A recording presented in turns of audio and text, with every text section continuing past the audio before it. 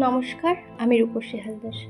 আবার চলে এসেছি একটু নতুন পর্ব নিয়ে। পড়ছি আমৃত্যু ভালোবাসি তোকে। লেখক তুলেছেন সালমা চৌধুরী। পর্ব 16। আমি দুটো চেয়ার এনে পরিষ্কার করে জায়গাতে রেখে নিজেই টিস্যু দিয়ে মুছে দিল। বলল, বস এখানে। আবির 3টা প্লেট ফুচকা অর্ডার দিয়ে এসেছে। মেঘের মন খুশিতে ভরে গেছে।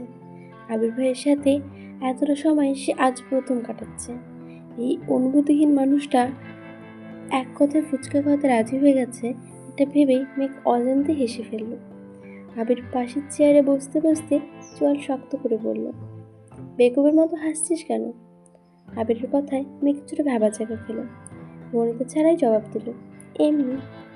ততক্ষণে ফুচকা চলে এসেছে। 3 প্লেট ফুচকা দেখে মেঘ জিজ্ঞাসা দৃষ্টিতে তাকিয়ে বলল, এত ফুচকা কি আমাদের? আবির উদ্বেলিত ভঙ্গিতে বলল, শুধু তোর। এগুলো খাবার পর মন চাইলে আরও দিতে পারিস। মেঘ আশ্চর্য নয়নে তাকিয়ে আছে। সহসা 2 অধরের মাঝে ফাঁকা হয়ে গেছে। মেঘের দিকে চেয়ে আবির কপাল গোটায় বিরক্তি নিয়ে বলল, মুখটা বন্ধ করে খা। মেঘ প্রথম প্লেট নিয়ে চুপচাপ খাওয়া শুরু করলো।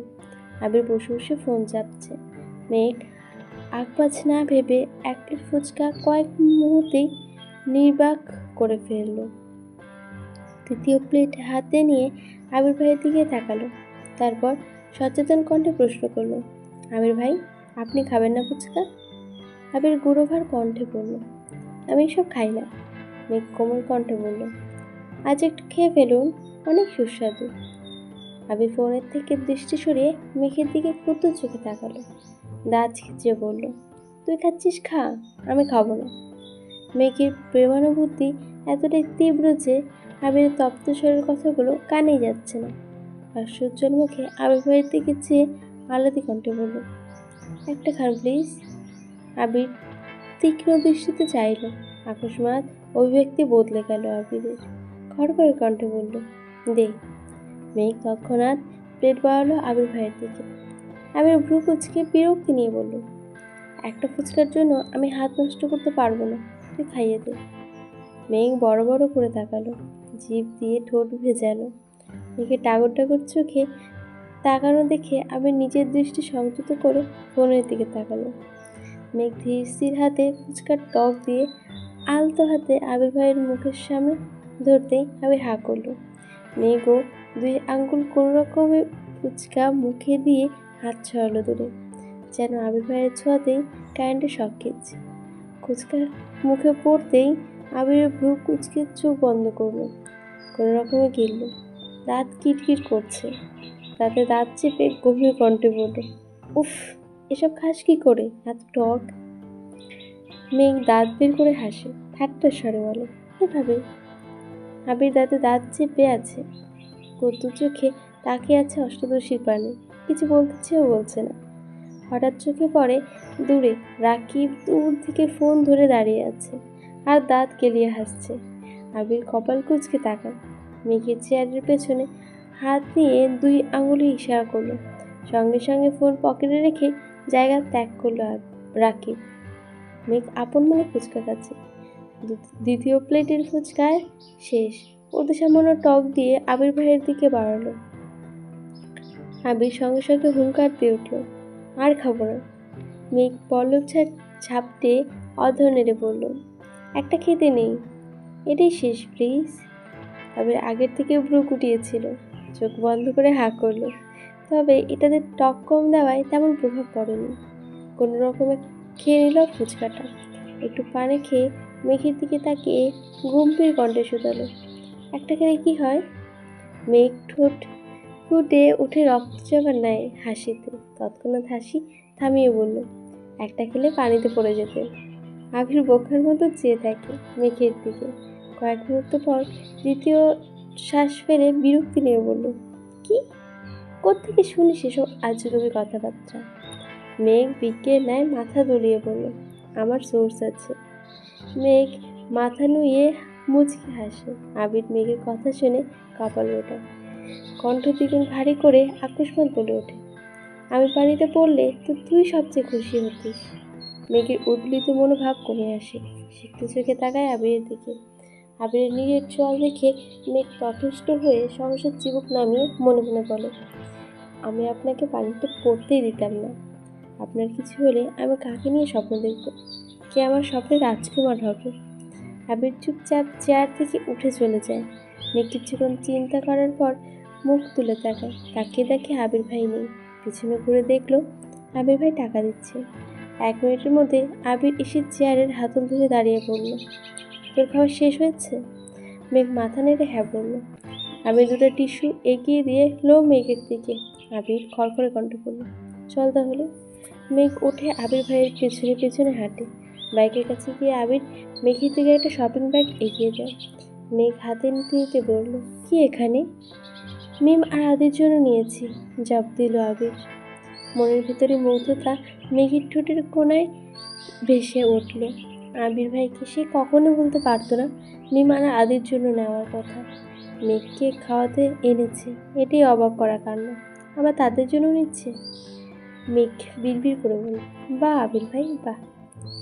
আবির চোখ পাকিয়ে তাকালো, হালকা স্বরে ধমক দিয়ে উঠল, এই মেয়ে উঠবি? মেঘ সঙ্গে সঙ্গে আবিরের দিকে তাকায়, স্বাভাবিক হয়ে উঠে বসে বাইকের ব্যাক সিটে।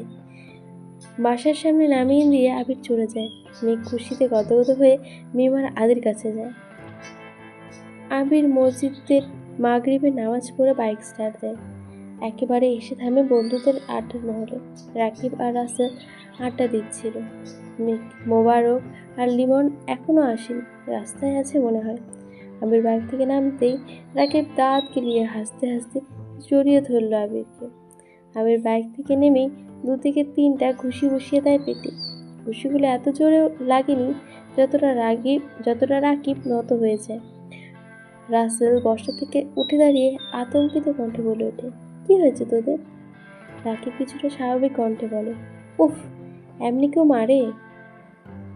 আবির রাগান্বিত কণ্ঠে বলল, তোর যেমন মুখ বেশি চলে, আমারও তেমনি হাত বেশি চলে। রাসেল পুনরায় শক্ত কণ্ঠে বলল, আরে হয়েছেটা কি, বলবি আমায়? রাকিব হাসতে হাসতে জবাব দিল, আর বলিস না, আবিরকে বিকালে ফুচকার দোকানে দেখে আমরা তো পুরোই টাস্কি খেয়ে গেছি। যে আবির এত বছরে ফুচকার দোকানে আশেপাশে যায়নি, সে কোনো ফুচকার দোকানে আসছে, আমাকে তো জানতেই হবে। আমি দৌড়ে গেছি আবিরের কাছে। আবিরের পাশে মেঘকে দেখে আমি তো আরও অবাক। খুশি মনে ওদের আপ্যায়ন করার জন্য বলেছিলাম আমার পক্ষ থেকে ফুচকা খাওয়াবো, সেই ঝাল এখন ওঠাচ্ছে।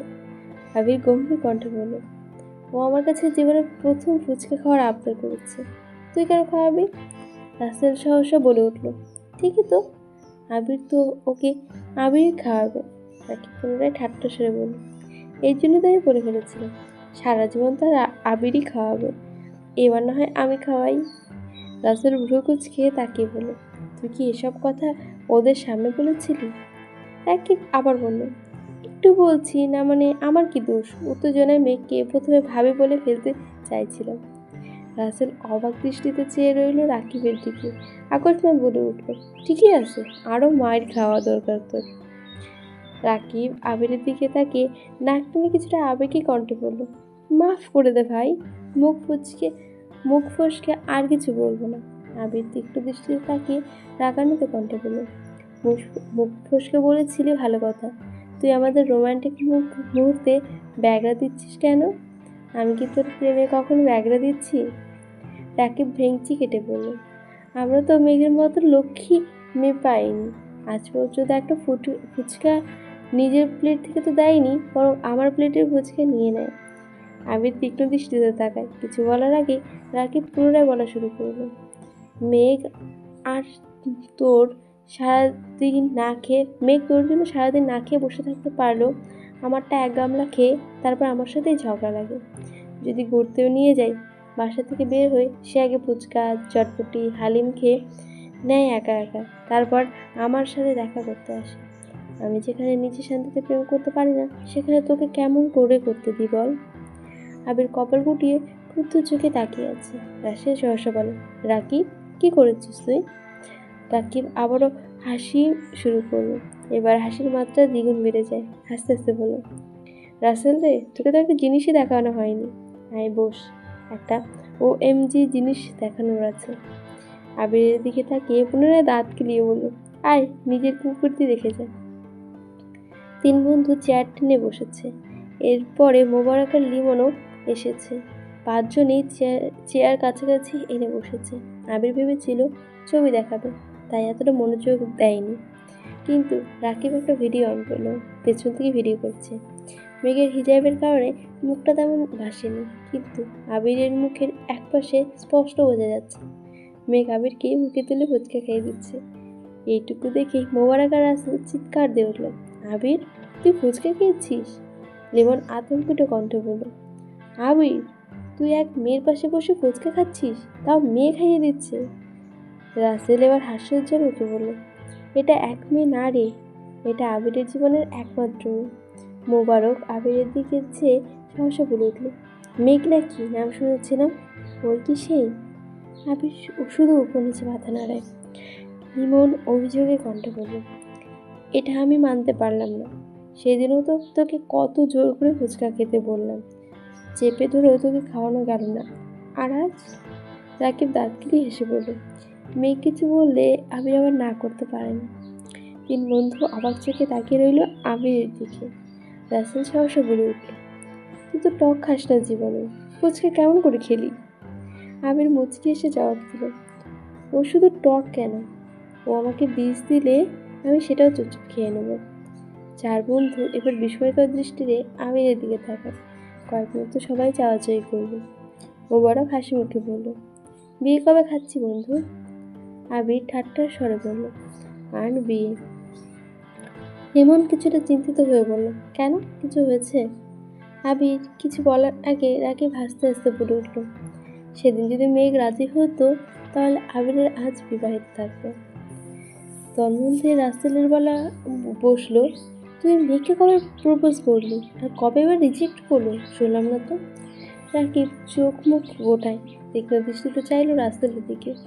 রাকিব পড়ে বলল, আরে প্রপোজ না, আবির মেঘকে বলেছিল তুই পড়াশোনা না করলে বাদ দিয়ে দে, করতে হবে না তোর পড়াশোনা। কিন্তু মেঘ বেচারি বুঝলোই না, বলে বসলো পড়াশোনা করবে। লিমন কিছুটা ভেবে বলল, পড়াশোনা না করলে কি করতে? আবির দাঁত খিচে বলল, পড়াশোনা করবে না বললে এখন আমাদের কাজে এনে বিয়ে করে ফেলতাম। রাস্তাতে সশব্দে হেসে উঠল আর বলল, মেঘ যদি রাজি না হতো? আবির রাগান্বিত কণ্ঠে জবাব দিল, জোর করে বিয়ে করতে রাজি করাতাম। লিমন, মোবারক আর রাসেল এত বেশি জানে না। রাকিব আবিরের সব কিছু জানে। রাকিবের সাথে রাসেলের চলাফেরা করায় রাসেল এতটুকু জানে। লিমন দাঁত বের করে ঠান্ডা কণ্ঠে শুধালো, বিয়েটা তুই মেঘকে বলেও করতে পারিস, তাহলে তো আমরা বিয়েটা খেতে পারি, আর তোর বউ বিয়ের পরে পড়াশোনা করতে পারে। আবির দীর্ঘশ্বাস ফেলল, কণ্ঠ কাঁদে নামিয়ে বলল, এই কাজ আমি কখনো করবো না। মোবারক প্রশ্ন করল, কেন?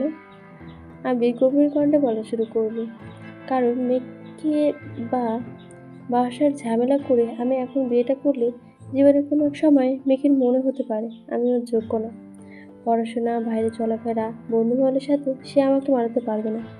মেঘের কখনো যদি মনে হয় আমি ওর জীবনে জোর করে এসেছি বা মেঘ আমার থেকে মুক্তি চায়, তখন আমি কী করব?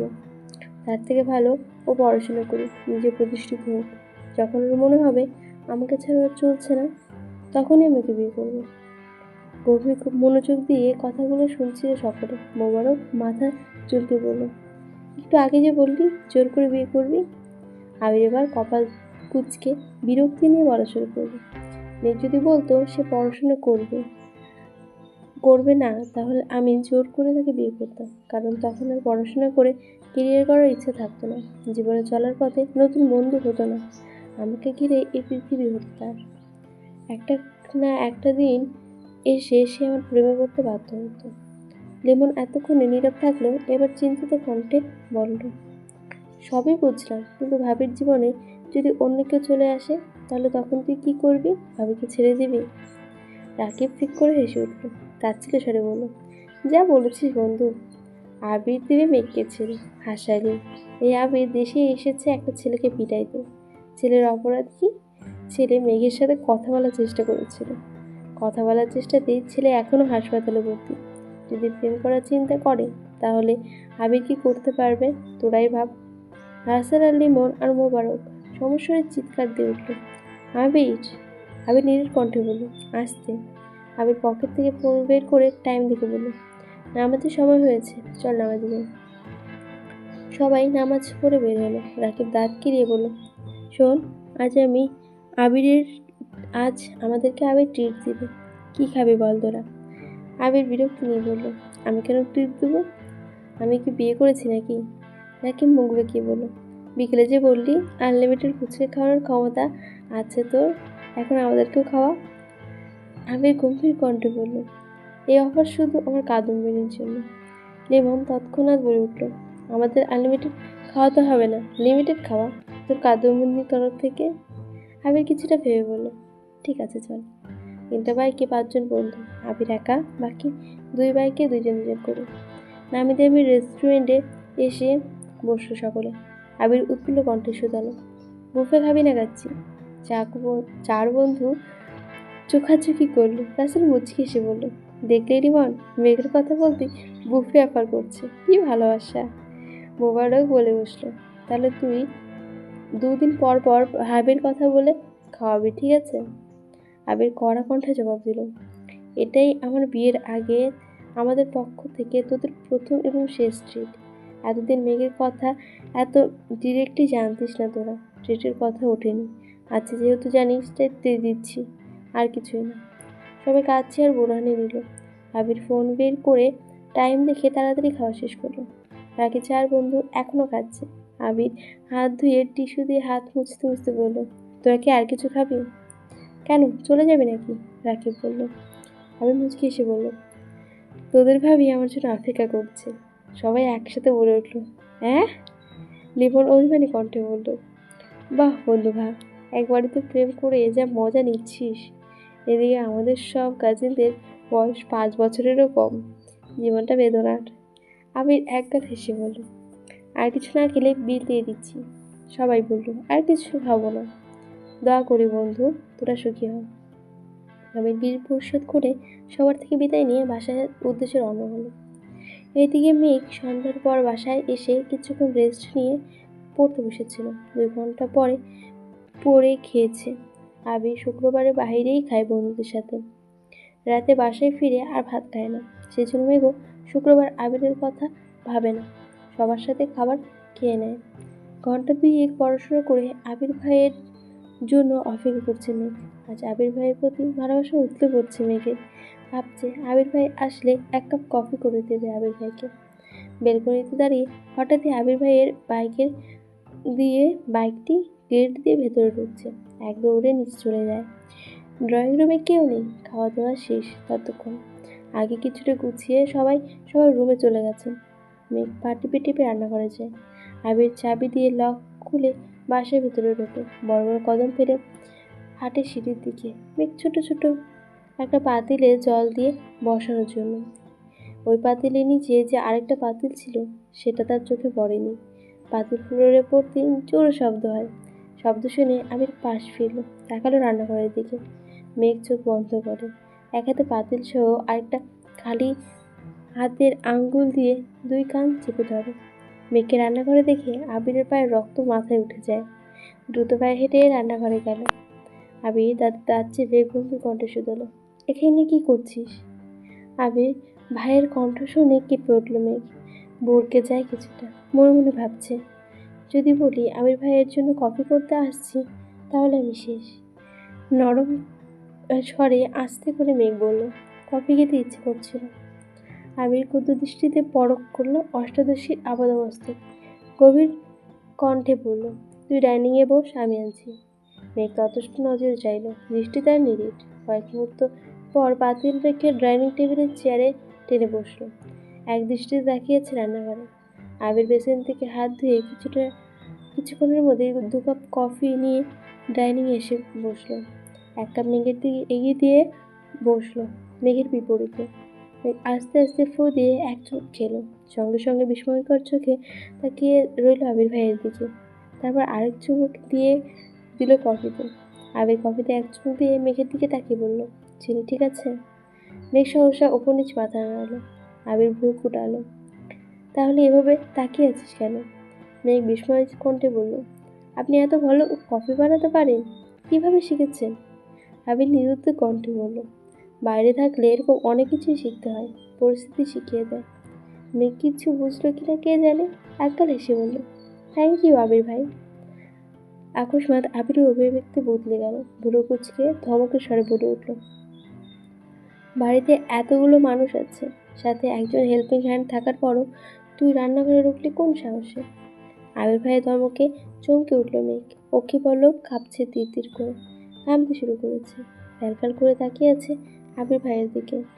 আবির দ্বিতীয়বার গম্ভীর কণ্ঠে বলল, দরকার হলে তোর জন্য আরও 2জন হেল্পিং হ্যান্ড রাখবো, তারপরও তোকে যেন আগামী 3 মাস রান্নাঘরে পা দিতে না দেখি। কথা শেষ হওয়া মাত্রই হাতে কফির কাপ নিয়ে নিজের রুমের দিকে চলে গেল। মেঘ মানব বুদ্ধি নাই চেয়ে রইল। পর্বটা কিন্তু শেষ হয়ে গেল। কেমন হয়েছে অবশ্যই বলবেন। ভালো লাগলে অবশ্যই লাইক, কমেন্ট, সাবস্ক্রাইব করে দেবেন। আজকে ধন্যবাদ।